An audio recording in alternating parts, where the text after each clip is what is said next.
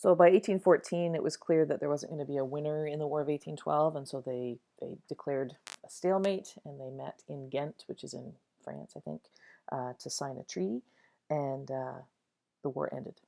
Now, this was a time when British Canadian nationalism really started to step up in Upper Canada, and some interesting stories came out of the war, many of them folklore, which meant they weren't necessarily true, and that was that the Loyalist population that had been living in Upper Canada, those were the people who had escaped the United States from the Revolutionary War because they were loyal to Britain, that it was them who were the ones who turned back the Americans in the war, and that they were the ones who single-handedly prevented Canada, or Upper Canada, from being taken over by the US. That was definitely not true. And unfortunately, or fortunately, this loyalist myth was the one that sort of made that small loyalist elite feel like they could control what was going on in Upper Canada after the war. And that group of people were the people that became known as the Family Compact. Now, the Family Compact is not a positive name, it is a derogatory name for that group, because really what they did in Upper Canada and the control that they held in Upper Canada was not necessarily positive for the rest of Upper Canada as a whole.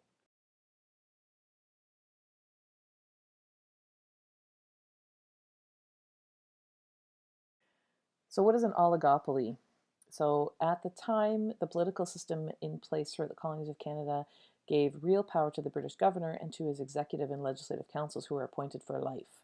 Colonial governors might come and go, but the councils remained. These men, many of whom had arrived as loyalist refugees after the American Revolution, formed an oligarchy. Not only did they make up the governor's councils, but they also held the highest bureaucratic and judicial positions. They were well-connected men of property with commercial interests to defend. So they had their positions for life, and they controlled basically everything in the community, and they couldn't be unelected. They were just there forever, and they held control over everything. And that's what an oligarchy is when there's a group of people who have ultimate control over everything, and they don't ever lose their position. The time between 1812 and 1850 was a strong economic growth time in Canada. There were lots of materials that were being traded back and forth between the US and between Britain, lots of trade in Nova Scotia and New Brunswick, new immigrants arriving from Britain and the United States, most of them settling in Upper Canada.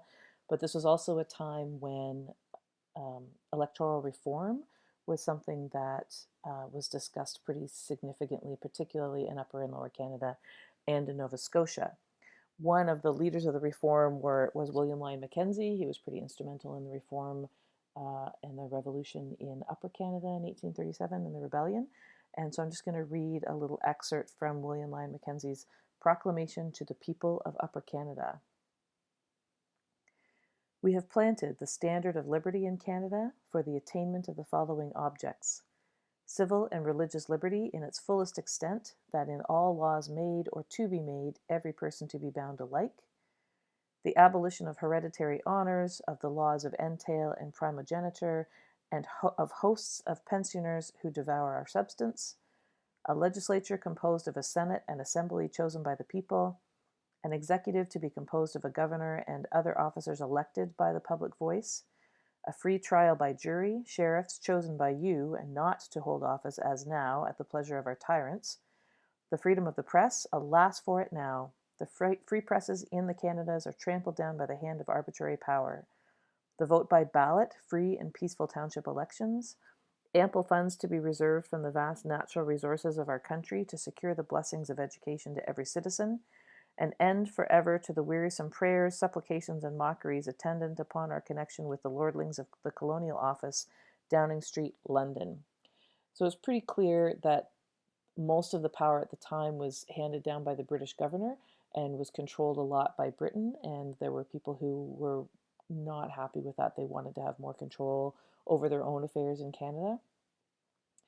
And so that was what William Lyon Mackenzie and his compatriots were fighting for during that rebellion in Upper Canada, and also Papineau in Lower Canada.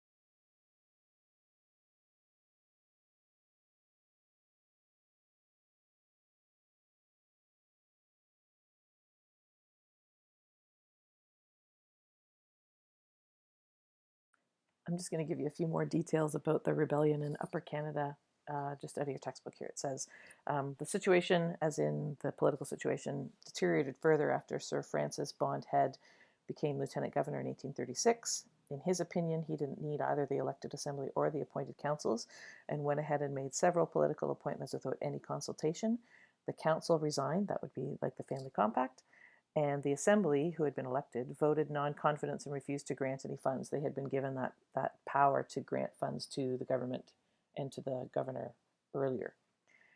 Bond had called an election, and though he and the Conservatives won, there were strong suspicions about the tactics used, so they think that he botched the election. After this defeat, Mackenzie and his faction became more radical and began to consider rebellion, for which Mackenzie argued in his new journal called The Constitution. The economic depression of 1837 heightened the sense of frustration among the people as farm exports dropped and prices fell. Bondhead's refusal to allow the Bank of Upper Canada to suspend payments on loans and made conditions worse. When Mackenzie and his party heard about a rebellion in Lower Canada, Mackenzie gave the signal to take up arms. The rebellion itself, though, was poorly led, disorganized, and short-lived. Mackenzie's plan was to overrun the York or Toronto City Hall, seize the arms stored there, and overthrow the government. On December 7, 1837, a motley collection of a few hundred armed rebels marched from Montgomery's Tavern in the north end of the city and was quickly dispersed by Colonel James Fitzgibbon and his force of 1,000 volunteers. Mackenzie fled to the U.S. The Tories believed that they had squashed the Republican conspiracy, and they executed 2 men and sent almost 100 others into exile to Van Diemen's Land, also known as Tasmania, south of Australia.